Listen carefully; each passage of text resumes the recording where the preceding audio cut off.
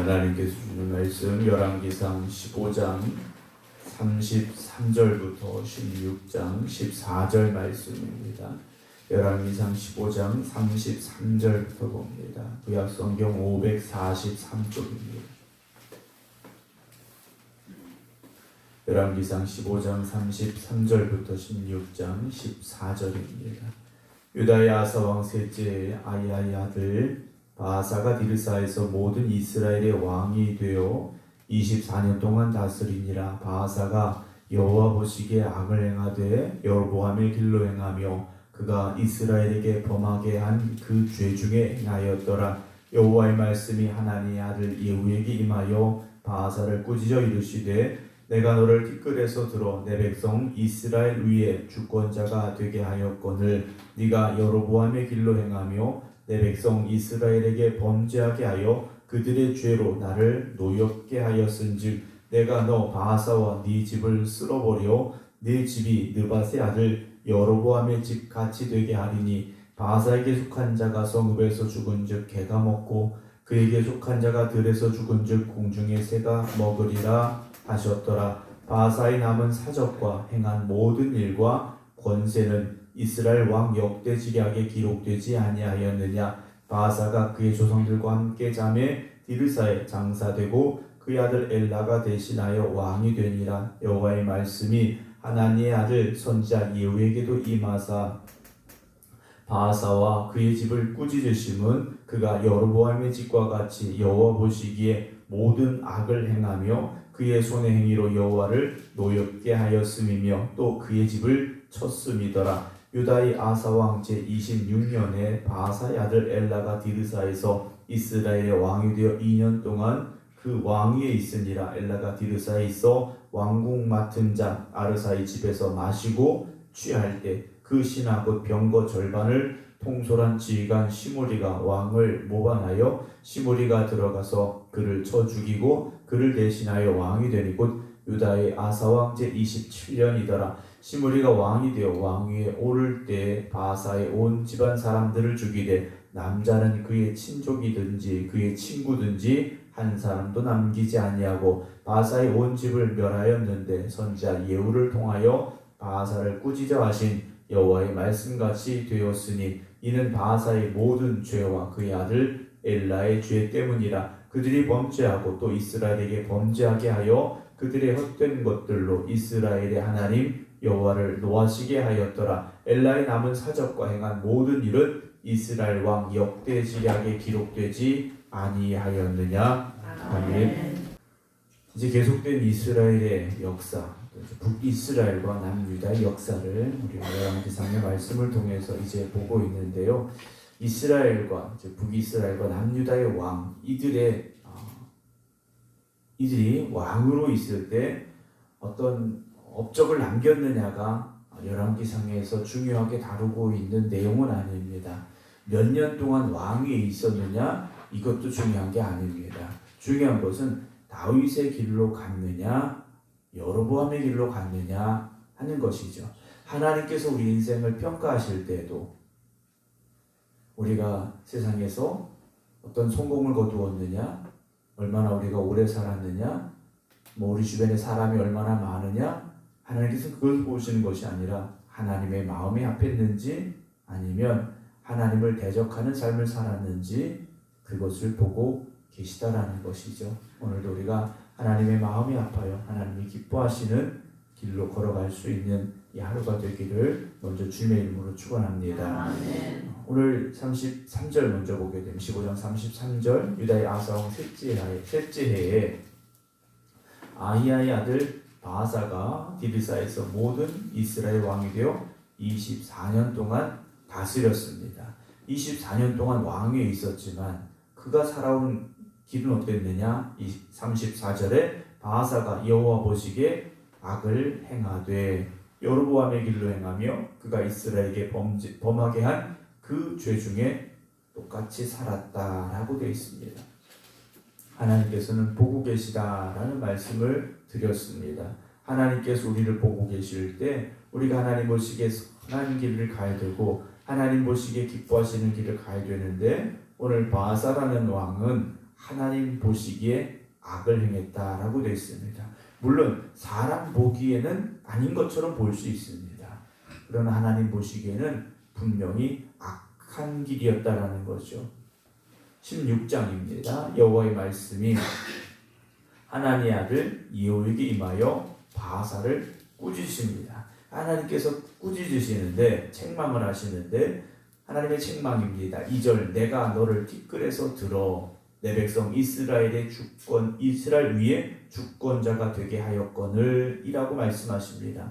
하나님께서 바사에게 하신 말씀은 내가 너를 티끌에서 들었다라고 말씀하십니다. 그러니까 왕이 됐지만 그는 하나님 앞에서 어떤 존재였습니까? 티끌 같은 존재였다라는 거죠. 그런데 하나님께서 그런 티끌 중에 있던 바사를 들어서 북이스라엘의 왕이 되게 하신 겁니다. 내 백성 이스라엘 위에 주권자가 되게 하였다라고 말씀하시죠.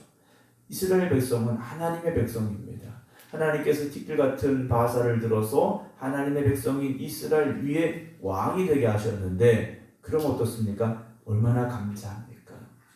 나 같은 사람을 왕이 되게 하신 것 이 얼마나 감사한 일입니까? 그런데 이 바사는 어떤 길로 갔습니까? 네가 여로보암의 길로 행하며 내 백성 이스라엘에게 범죄하게 하여 그들의 죄로 나를 노엽게 하였다라고 말씀하시죠. 바사가 여로보암의 길로 가니 이스라엘 백성들도 그 길로 갈 수밖에 없었고 그것이 하나님을 노엽게 하는 결과를 가져왔다라는 거죠. 그러면 하나님을 노엽게 했으니 바사의 삶은 어떻게 되겠습니까? 바사의 인생 그리고 그의 집안은 어떻게 될 것인가? 3절 내가 너 바사와 네 집을 쓸어버려 라고 말씀하십니다. 먼지를 쓸어버리듯이 티끌과 같은 바사를 쓸어버리시겠다 하시죠. 그래서 네 집이 느밧의 아들 여로보암의 집같이 되게 할 것인데 4절에 바사에게 속한 자가 성읍에서 죽은 즉 개가 먹고 그에게 속한 자가 들에서 죽은 즉 공중의 새가 먹으리라 말씀하십니다. 죽어서 무덤에 장사 지내는 것이 아니라 조상들이 묻혀있는 무덤에 들어가는 것이 아니라 개가 먹고 새가 먹는 비참한 죽음이 될 것임에 대해서 하나님께서 경고하셨습니다. 이런 경고 앞에서 회개하고 돌이켜야 되지 않겠습니까? 그런데 그 길로 그냥 갔더라는 거죠.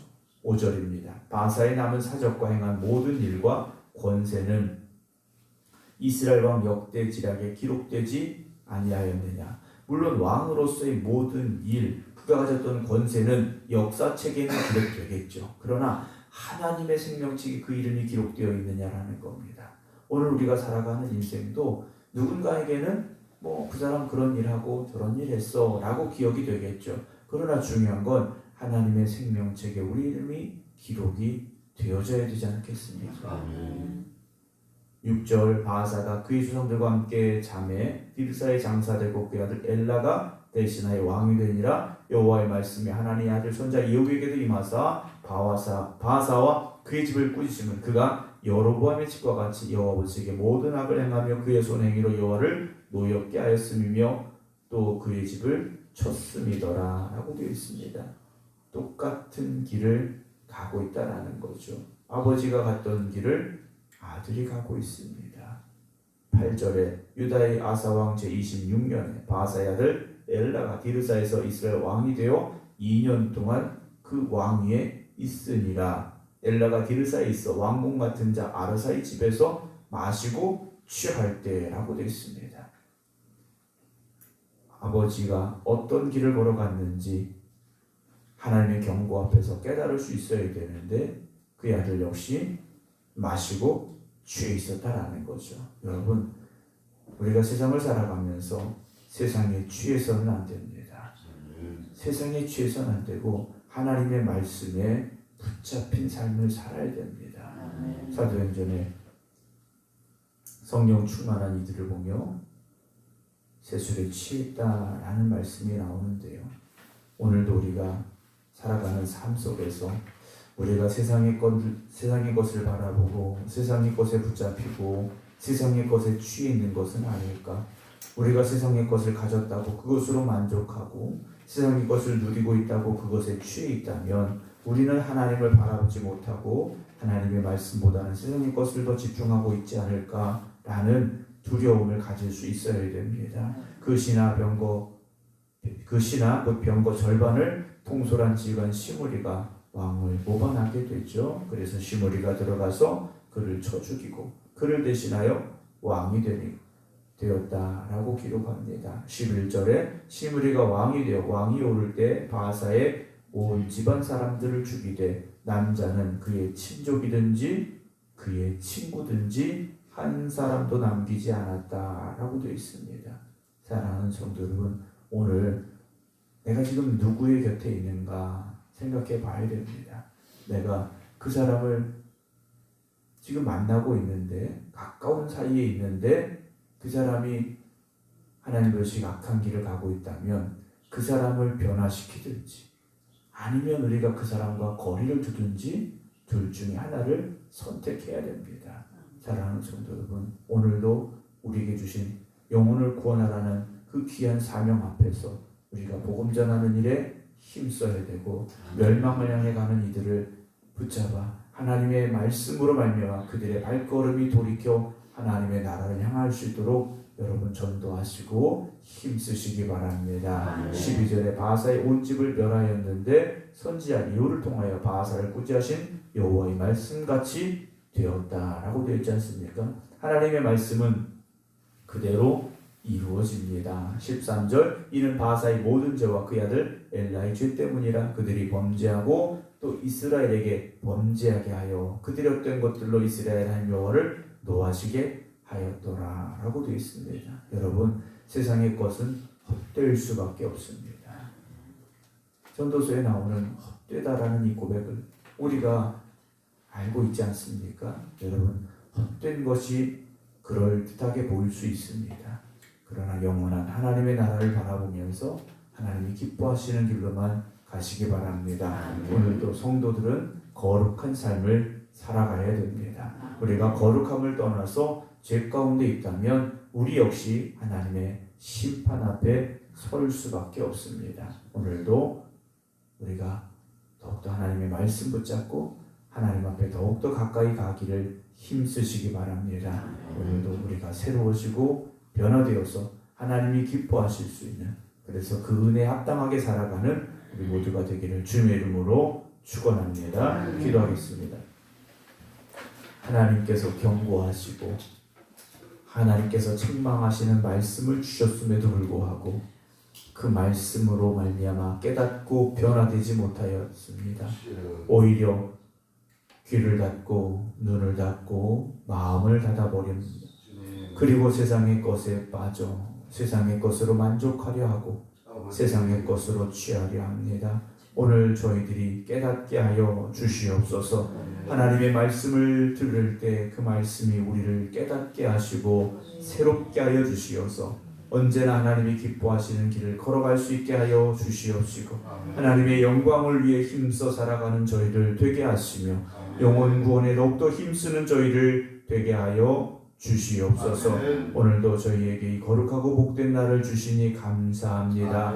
하나님 앞에 나아가는 예배자 되게 하여 주시오니 하나님이 기뻐 받으시는 예배 드릴 수 있는 저희들 되게 하여 주시옵시고 주님과 함께하는 은혜 가운데 살아가는 이 하루가 되게 하여 주시옵소서. 이제는 우리 주 예수 그리스도의 은혜와 아버지 하나님의 무한하신 사랑하심과 성령님의 감동 감화 역사하심이 오늘도 하나님의 기쁨이 되는 삶을 살겠습니다. 기도드리는 모든 성도들 위해 이제부터 영원토록 함께 하시기를 간절히 축원하옵나이다. 아멘.